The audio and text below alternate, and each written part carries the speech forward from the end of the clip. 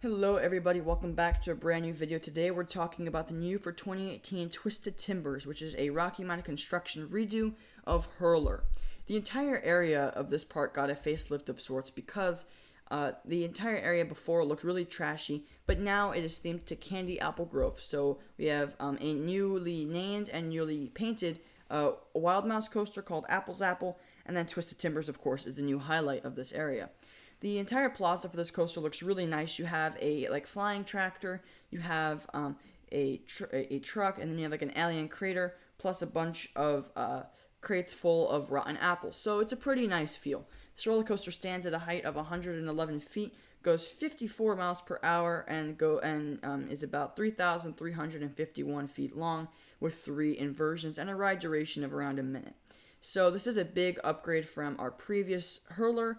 Goes about 4 miles per hour faster, and it's 30 feet taller, and then it is about 200 feet longer. So we did get a bit of an upgrade in length, height, and speed, and of course inversions.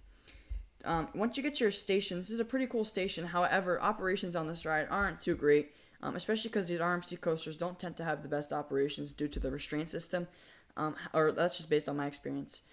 But yeah, and I only got to ride this one time because the chain lift was having sensor issues. This is, of course, a brand new ride after all, and my one ride was in the back seat. So keep in mind, my opinions of this ride are all based on one ride in the back. Anyway, you'll turn right out of the station and go up your 111-foot lift hill. At the top, you'll get a view of Grizzly, which is right across from it, and go into a right-hand turn into your barrel roll drop. And this barrel roll drop's great because you get some great hang time.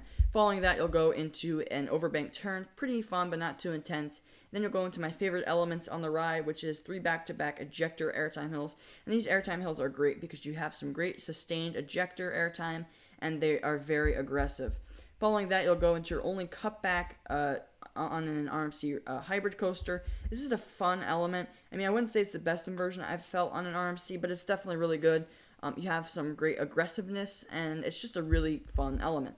Following that, you'll go through some airtime-based elements into your third and final inversion, which is a 0G roll. I like the 0G roll, but it wasn't as good as the 0G roll on Steel Vengeance or on Wicked Cyclone. Then the ride finishes. You go into a right-hand bank turn and a couple of airtime hills, and the ride's over.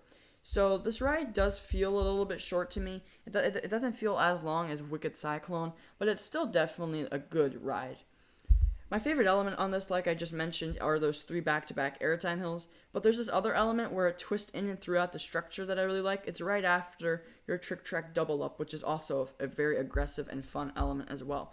And this entire ride is very aggressive. Even though it loses a lot of its speed in the second half, it uses the structure to its advantage because the second half of the ride is very low to the ground, just short airtime bumps and little bank turns, plus that inversion, which gives you some great hang time. And I'd say this has some of the best inversions on an RMC coaster, or at least for diversity, because you have that barrel roll drop, which is still pretty rare, even though it's the third one. Then you have a cutback, which that's the first one ever of its kind. And then you have your good old-fashioned 0G roll that you find on just about every RMC hybrid coaster. So yes, I'd say that this ride has some great inversions and some great airtime. My only issue with it is that its layout isn't very diverse. And I'm not a fan of this coaster's layout. I definitely prefer the Wicked Cyclone or the Steel Vengeance layout, which are very interesting and they weave in and throughout the structure.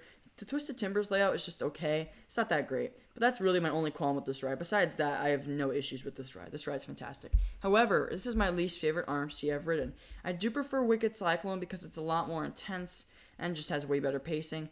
And then I do prefer Steel Vengeance, of course, no need to explain, and Lightning Rod as well. And then I also like Railblazer a bit more as well. So yes, this is the worst RMC I have ridden, but it's still a fantastic ride, which is why for a final grade, I will be giving this coaster an A-. And yeah, that might seem like a low score, but it very well could be, and that is just because I got one ride on this, and I got stuck on the lift hill, so it's not like it's personal or anything. This ride is still really great. Anyway, I want to hear what you think, so post your thoughts down in the comment section below. My name is Coaster Cupcake, and I'll catch you all next time. Bye, guys.